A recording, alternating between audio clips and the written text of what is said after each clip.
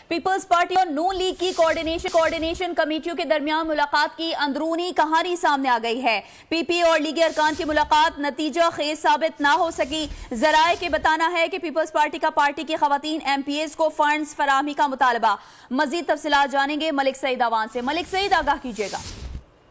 جی بالکل، Pakistan Peoples party اور مسلم league نون کی کوارڈینیشن کمیٹیوں کے اجلاس کی اندرونی کہانی سامنے آ گئی ہے۔ ذرائع کا یہ بتانا ہے کہ پارٹی کا اجلاس جو ہے وہ بے نتیجہ نکلا اور دونوں جانب سے جو ہے وہ خاص پیش رفت نہیں ہو سکی۔ نون لیگ سے ملاقات ٹھیک تھی لیکن زورانہ زیادہ پرتکلف تھا۔ ذرائع کا یہ بتانا ہے کہ گورنر پنجاب نے ملاقات کی میزبانی کا بھرپور حق ادا کیا۔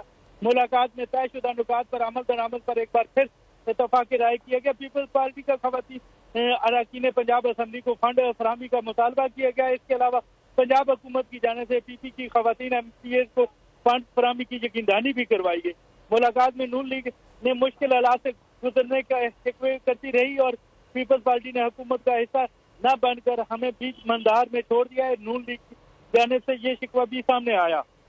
نون لیگ کی ارکان کا یہ کہنا ہے۔ ملک سعید آوان ہمیں تفصیلاً آگاہ کر رہے تھے، آپ کا بہت شکریہ۔